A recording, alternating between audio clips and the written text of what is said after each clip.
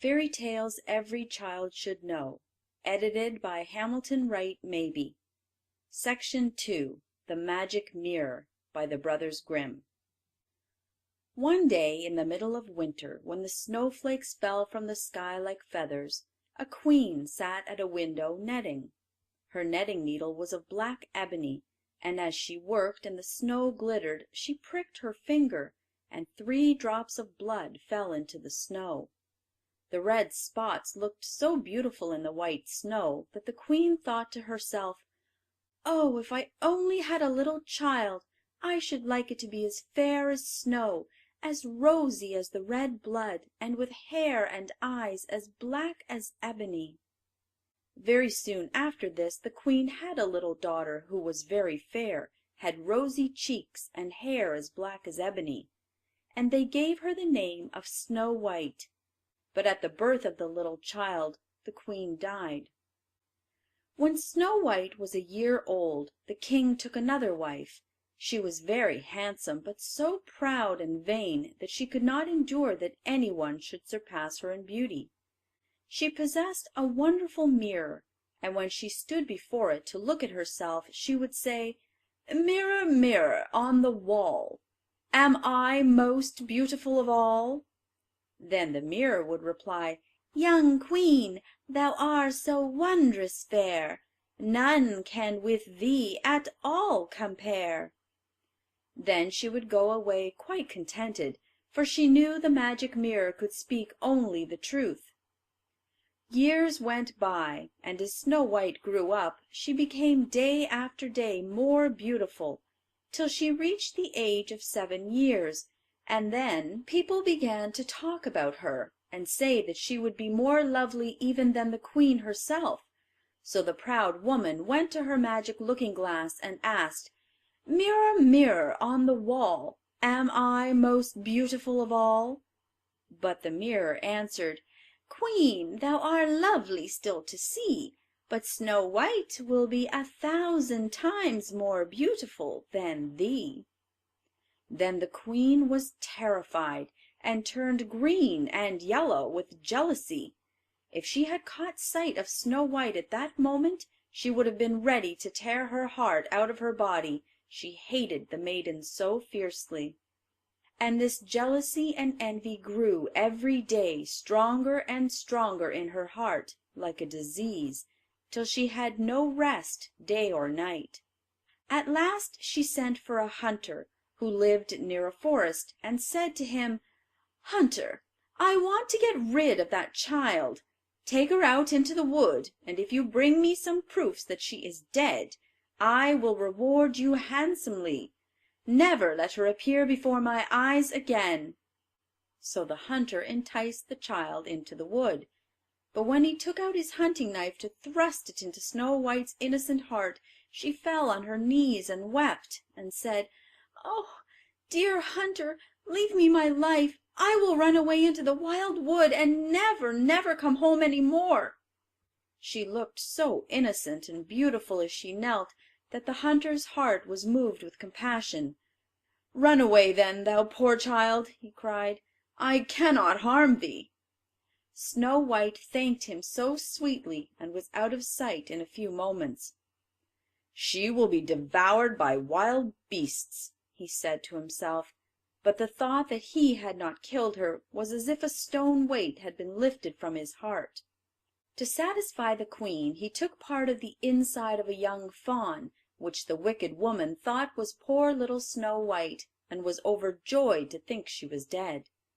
But the poor little motherless child, when she found herself alone in the wood and saw nothing but trees and leaves, was dreadfully frightened, and knew not what to do. At last she began to run over the sharp stones and through the thorns, and though the wild beasts sprang out before her, they did her no harm. She ran on as long as she could, till her little feet became quite sore, and towards evening she saw, to her great joy, a pretty little house, so she went up to it and found the door open and no one at home. It was a tiny little house, but everything in it was so clean and neat and elegant that it is beyond description. In the middle of the room stood a small table, covered with a snow-white tablecloth, ready for supper. On it were arranged 7 little plates, 7 little spoons, 7 little knives and forks, and 7 mugs. By the wall stood 7 little beds near each other, covered with white quilts. Poor Snow White, who was hungry and thirsty, ate a few vegetables and a little bread from each plate, and drank a little drop of wine from each cup, for she did not like to take all she wanted from one alone. After this, feeling very tired, she thought that she would lie down and rest on one of the beds, but she found it difficult to choose one to suit her. One was too long, another too short, so she tried them all till she came to the 7th, and that was so comfortable that she laid herself down and was soon fast asleep. When it was quite dark, the masters of the house came home. They were 7 little dwarfs, who dug and searched in the mountains for minerals. First they lighted 7 little lamps, and as soon as the room was full of light, they saw that someone had been there, for everything did not stand in the order in which they had left it. Then said the first, "Who has been sitting in my little chair?" The second exclaimed, "Who has been eating from my little plate?" The third cried, "Someone has taken part of my bread." "Who has been eating my vegetables?" said the fourth. Then said the fifth, "Someone has used my fork." The sixth cried, "And who has been cutting with my knife?" "And someone has been drinking out of my cup," said the seventh. Then the eldest looked at his bed, and seeing that it looked tumbled, cried out that someone had been upon it. The others came running forward, and found all their beds in the same condition. But when the seventh approached his bed, and saw Snow White lying there fast asleep, he called the others, who came quickly, and holding their lights over their heads, cried out in wonder as they beheld the sleeping child. "Oh, what a beautiful little child!" they said to each other, and were so delighted that they would not awaken her, but left her to sleep as long as she liked in the little bed, while its owner slept with one of his companions, and so the night passed away. In the morning, when Snow White awoke and saw all the dwarfs, she was terribly frightened, but they spoke kindly to her till she lost all fear, and they asked her name. "I am called Snow White," she replied. "But how came you to our house?" asked one. Then she related to them all that had happened, how her stepmother had sent her into the wood with the hunter, who had spared her life, and that, after wandering about for a whole day, she had found their house.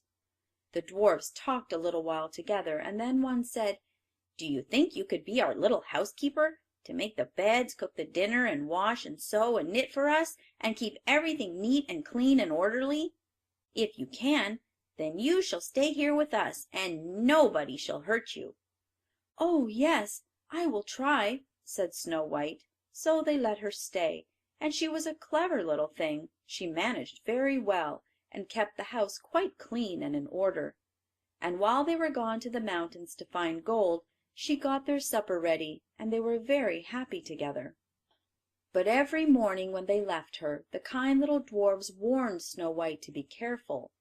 While the maiden was alone, they knew she was in danger, and told her not to show herself, for her stepmother would soon find out where she was, and said, "Whatever you do, let nobody into the house while we are gone." After the wicked queen had proved, as she thought, that Snow White was dead, she felt quite satisfied there was no one in the world now likely to become so beautiful as herself.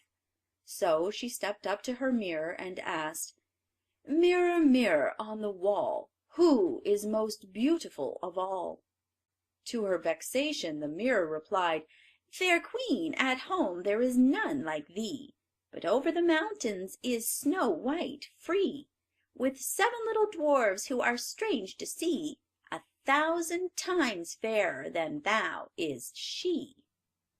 The queen was furious when she heard this, for she knew the mirror was truthful, and that the hunter must have deceived her, and that Snow White still lived. So she sat and pondered over these facts, thinking what would be best to do, for as long as she was not the most beautiful woman in the land, her jealousy gave her no peace. After a time she decided what to do. First she painted her face and whitened her hair. Then she dressed herself in old woman's clothes, and was so disguised that no one could have recognized her. Watching an opportunity, she left the castle, and took her way to the wood near the mountains, where the seven little dwarfs lived. When she reached the door, she knocked and cried, "Beautiful goods to sell! Beautiful goods to sell!" Snow White, when she heard it, peeped through the window and said, "Good day, old lady. What have you in your basket for me to buy?" "Everything that is pretty," she replied. "Laces and pearls and earrings and bracelets of every color." And she held up her basket, which was lined with glittering silk. "I can let in this respectable old woman," thought Snow White. "She will not harm me." So she unbolted the door and told her to come in. Oh, how delighted Snow White was with the pretty things!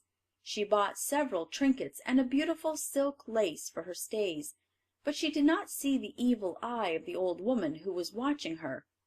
Presently she said, "Child, come here. I will show you how to lace your stays properly." Snow White had no suspicion, so she placed herself before the old woman that she might lace her stays. But no sooner was the lace in the holes than she began to lace so fast and pull so tight that Snow White could not breathe, and presently fell down at her feet as if dead. "Now you are beautiful indeed," said the woman, and fancying she heard footsteps, she rushed away as quickly as she could. Not long after the seven dwarfs came home, and they were terribly frightened to see dear little Snow White lying on the ground without motion, as if she were dead. They lifted her up, and saw in a moment that her stays had been laced too tight. Quickly they cut the stay lace in two, till Snow White began to breathe a little, and after a time was restored to life. But when the dwarfs heard what had happened, they said, "That old market woman was no other than your wicked stepmother. Snow White, you must never again let anyone in while we're not with you." The wicked queen, when she returned home, after, as she thought, killing Snow White, went to her looking glass and asked, "Mirror, mirror on the wall, am I most beautiful of all?" Then answered the mirror, "Queen, thou art not the fairest now. Snow White over the mountain's brow 1,000 times fairer is than thou." When she heard this she was so terrified that the blood rushed to her heart, for she knew that after all she had done Snow White was still alive. "I must think of something else," she said to herself, "to get rid of that odious child." Now this wicked queen had some knowledge of witchcraft, and she knew how to poison a comb so that whoever used it would fall dead. This the wicked stepmother soon got ready, and dressing herself again like an old woman, but quite different from the last, she started off to travel over the mountains to the dwarf's cottage. When Snow White heard the old cry, "Goods to sell, fine goods to sell," she looked out of the window and said, "Go away, go away, I must not let you in." "Look at this, then," said the woman. "You shall have it for your own, if you like." And she held up before the child's eyes the bright tortoiseshell comb which she had poisoned. Poor Snow White could not refuse such a present, so she opened the door and let the woman in, quite forgetting the advice of the dwarfs. After she had bought a few things, the old woman said, "Let me try this comb in your hair. It is so fine it will make it beautifully smooth and glossy." So Snow White, thinking no wrong, stood before the woman to have her hair dressed.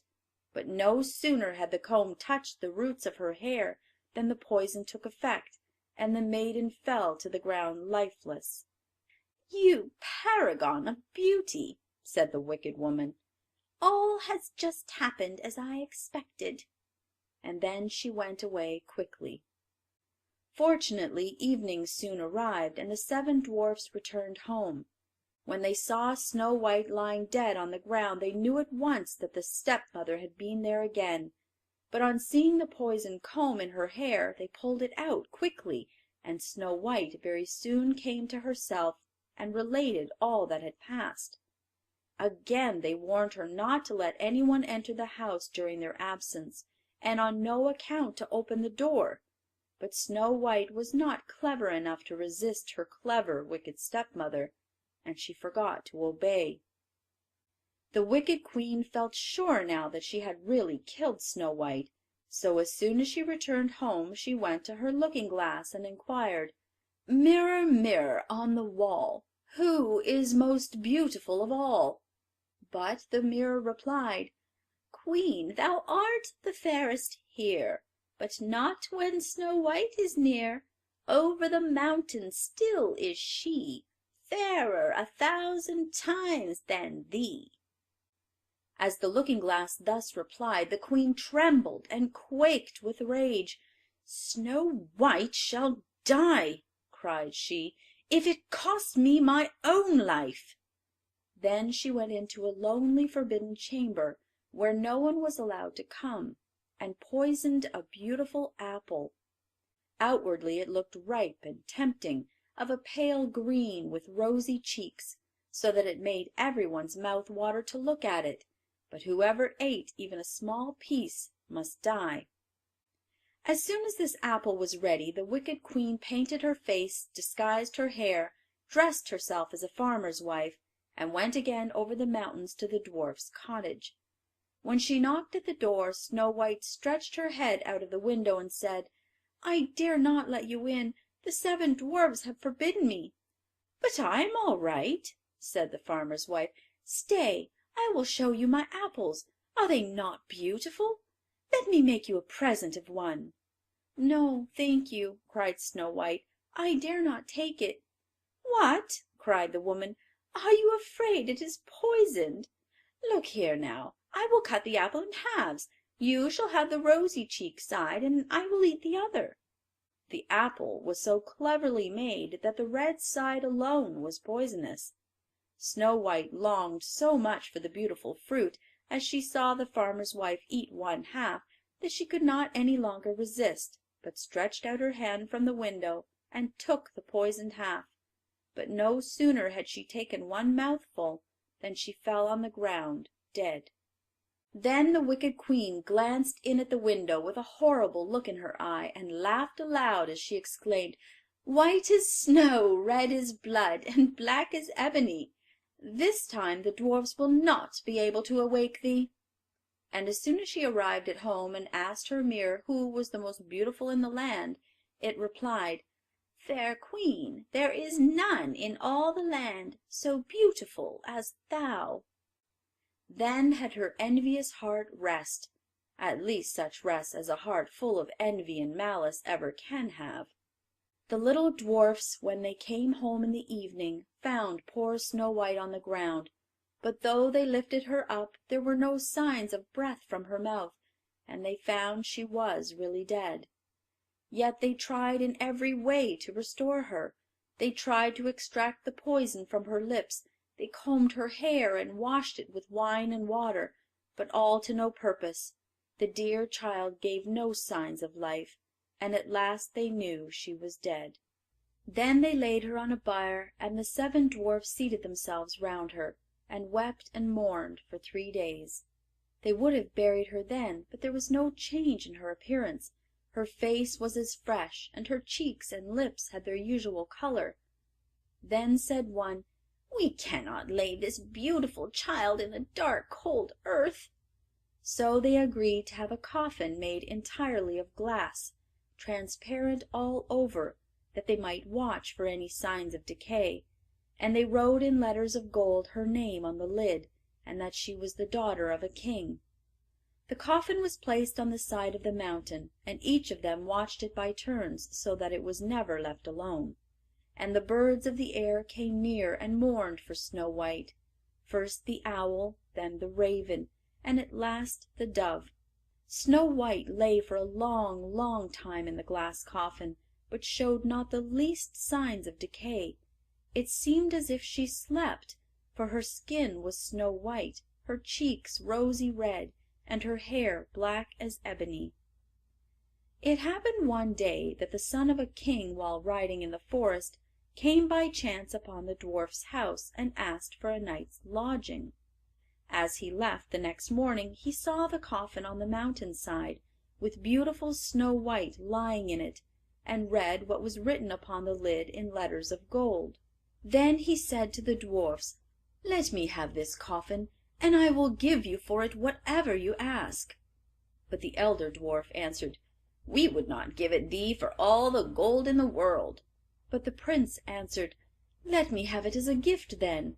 I know not why, but my heart is drawn towards this beautiful child, and I feel I cannot live without her. If you will let me have her, she shall be treated with the greatest honor and respect as one dearly beloved." As he thus spoke, the good little dwarfs were full of sympathy for him, and gave him the coffin. Then the prince called his servants, and the coffin was placed on their shoulders, and they carried it away, followed by the king's son, who watched it carefully. Now it happened that one of them made a false step and stumbled. This shook the coffin and caused the poisoned piece of apple which Snow White had bitten to roll out of her mouth. A little while after she suddenly opened her eyes, lifted up the coffin lid, raised herself, and was alive again. "Oh, where am I?" she cried.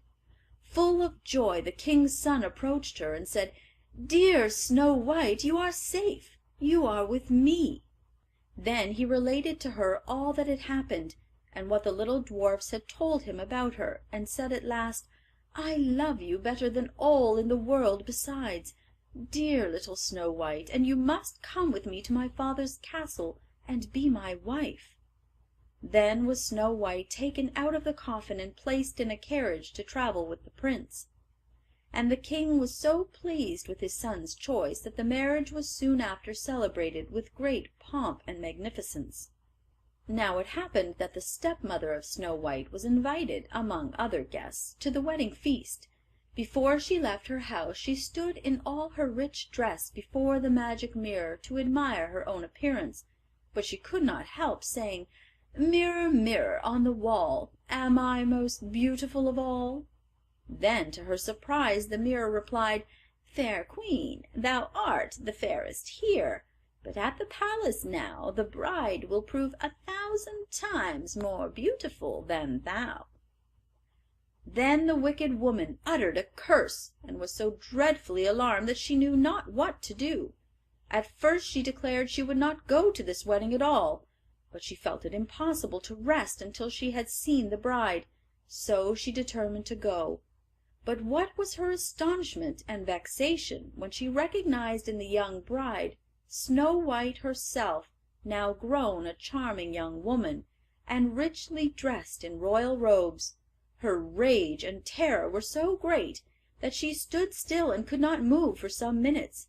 At last she went into the ballroom, but the slippers she wore were to her as iron bands full of coals of fire, in which she was obliged to dance, and so in the red glowing shoes she continued to dance till she fell dead on the floor.